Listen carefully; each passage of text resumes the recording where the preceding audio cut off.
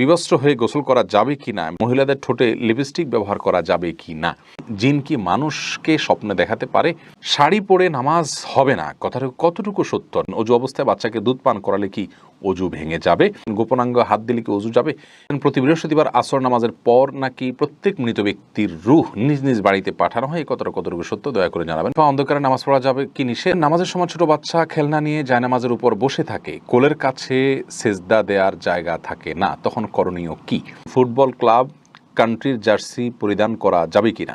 আর দেরি না করে আমরা তাহলে শুরু করছি মূল পর্ব আমাদের প্রশ্নোত্তরের।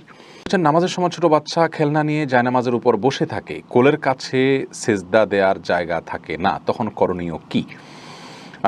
তখন করণীয় হলো আপনি সালাতরত অবস্থায় বাচ্চাকে ধরে আস্তে করে ডানে বামে কোথাও সরিয়ে দিয়ে আপনি সেজদার জায়গা করে নেবেন, যাতে আমলে কাসির না হয়, অর্থাৎ এত বেশি নড়াচড়া করলেন যে আপনি নামাজে আছেন কিনা কেউ দেখে সন্দেহের মধ্যে পড়ে যায়, এতটুকু যেন না হয়।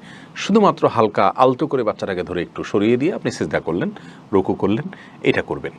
আর যদি এটাও কঠিন হয়ে যায় তাহলে নিজে যদি সরার জায়গা থাকে, একটু পেছনে, একটু সামনে, একটু ডানে বামে, তাহলে সরে গিয়ে সিজদা করবেন, অথবা যে কোনোভাবে জড়সড়ো হয়ে আপনাকে সিজদার যে শর্তগুলো আছে 7টি অঙ্গের উপরে সিজদা করা, সেটি আপনাকে করতে হবে যে কোনো মূল্যে।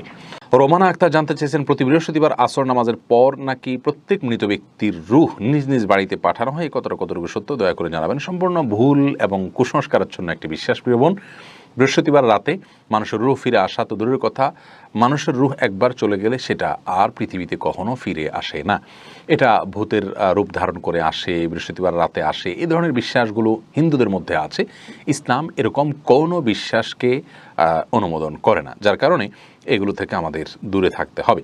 মোহাম্মদ সাইদ জানতে চেয়েছেন, ফুটবল ক্লাব কান্ট্রির জার্সি পরিধান করা যাবে কিনা, এ ব্যাপারে শরীয়ী বিধান কি, যদিও জার্সির গায়ে কোনো বেদাতের চিহ্ন আঁকিবুকি না থাকে। দেখুন, কোনো ফুটবল ক্লাব বা কান্ট্রির জার্সি যদি পরিধান করেন, সেক্ষেত্রে কোনো কাফির, কোনো অমুসলিম খেলোয়াড় যদি হয়, তার নাম যদি লেখা থাকে, তাহলে সেটা জায়েজ নাই। এজন্য যে এটা তার প্রচারণা করা, তার প্রতি ভালোবাসা প্রদর্শন করার শামিল। আল্লাহ রাব্বুল আলামিন একজন কাফিরের সাথে, একজন অমুসলিমের সাথে আমাদের অন্তরঙ্গ বন্ধুতা করতে নিষেধ করেছেন। কোরআন কারীমে আল্লাহ ইরশাদ করেছেন, ইয়া আইয়ুহাল্লাযীনা আমানু লা তাত্তাখিযুল ইয়াহুদা ওয়ান নাসারা আউলিয়া, তাদেরকে তোমরা বন্ধুরূপে গ্রহণ করবে না। আপনি কারোর নাম পড়া জার্সি নিজের গায়ে ধারণ করা হয়, তার প্রতি আপনি বিশাল ভক্তি, শ্রদ্ধা, ভালোবাসা এবং অন্তরঙ্গতাকে প্রকাশ করা, এই জন্য এটা জায়েজ হবে না। মিফতাহুল জান্নাত কৃপা, অন্ধকারে নামাজ পড়া যাবে কি নিষেধ, অন্ধকারে নামাজ পড়া নিষেধ নয়, তবে এত বেশি অন্ধকার যদি হয় যে সিজদার রুকুর জায়গা দেখা না যায়, তাহলে মাকরুহ বলেছেন অনেক উলামা একরাম, তবে হারাম হবে না এবং নামাজ হয়ে যাবে। খানম স্বপ্না, নামাজের মাঝখানে যদি অজু ভেঙে যায় তাহলে কি করতে হবে, অজু করে এসে যে জায়গা থেকে ভেঙেছেন সেখান থেকে কন্টিনিউ করবেন, যদি মাঝখানে কথা না বলে থাকেন, অন্য কোনো কাজ করে না থাকেন। মারজান ইসলাম জানতেছেন, সন্তান হিজড়া না হওয়ার জন্য কি বাবা মায়ের কোনো আমল আছে কোরআন সুন্নাহ?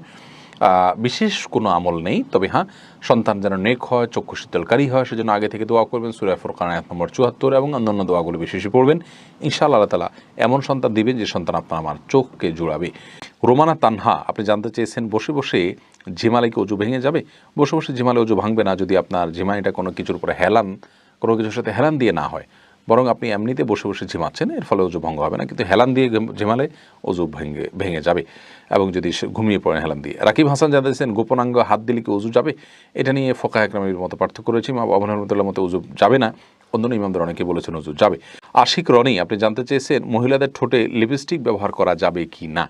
দেখুন, মহিলাদের ঠোঁটে যদি লিপস্টিক ব্যবহার করা হয় এবং সেটা সৌন্দর্যের জন্য করা হয়, নিজের স্বামী শুধুমাত্র দেখেন, বাহিরে প্রদর্শিত না হয়, তাহলে সেক্ষেত্রে অসুবিধা নেই। কিন্তু যদি এমন হয় যে সেটা অন্যদের মধ্যে প্রদর্শন করা হয় এবং অন্যরা দেখে, তাহলে সেক্ষেত্রে সেটি নিষিদ্ধের আওতায় পড়বে। বিবস্ত্র হয়ে গোসল করা যাবে কি না, এমনি বিলাল মোল্লা জানতে চেয়েছেন। না ভাই, বিবস্ত্র হয়ে গোসল করা উচিত না। একজন মুসলিমের জন্য বিবস্ত্র হয়ে গোসল করা এটা নির্লজ্জতা। আর কেউ দেখুক আর না দেখুক, আল্লাহ রাব্বুল আলামিন তাকে দেখছেন। জাস্ট এই বিষয়টিকে মাথায় রেখে অন্তত তার বিবস্ত্র হয়ে গোসল করা থেকে বেঁচে থাকা উচিত। নাদিয়া নওশিন জানতে চেয়েছেন, অজু অবস্থায় বাচ্চাকে দুধ পান করালে কি অজু ভেঙে যাবে?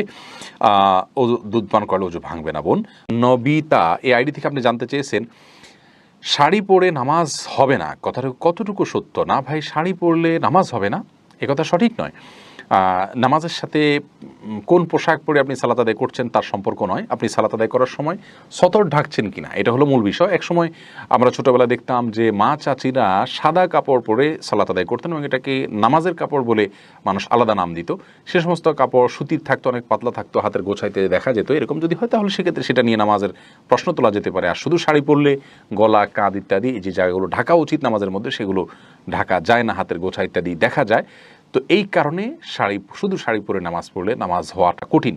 যদি কেউ সেফটি পিন দিয়ে আটকিয়ে তার যা কোনো অঙ্গ প্রত্যঙ্গ দেখা যাবে না, সতর ঢাকার যে মুখমণ্ডল এবং দুই হাতের কবজি ছাড়া পুরো শরীর যে ঢাকতে হয় সেটা যদি তিনি ঢাকতে পারেন, মাথার চুল দেখা যাবে না, কপাল এর চুলের অংশ দেখা যাবে না, কোনো কিছু, এটা যদি তিনি নিশ্চিত করতে পারেন, কান ইত্যাদি দেখা যাবে না, তাহলে সেক্ষেত্রে অবশ্যই তার জন্য জায়েজ হবে। কিন্তু এটা কঠিন, এই জন্য শাড়ি পরলে তার উপর দিয়ে আরেকটা বড় ওড়না দিয়ে ঢেকে তারপর সালাত আদায় করাই হলো নিরাপদ। আমি যদি পেশাব করি তখন পেশাব ক্লিয়ার করার পরেও আমার পেশাব এক বা দুই ফোঁটা পড়ে যায়, সেক্ষেত্রে আমার অজু এবং নামাজে বেশি সমস্যা হচ্ছে বেশ কিছুদিন ধরে।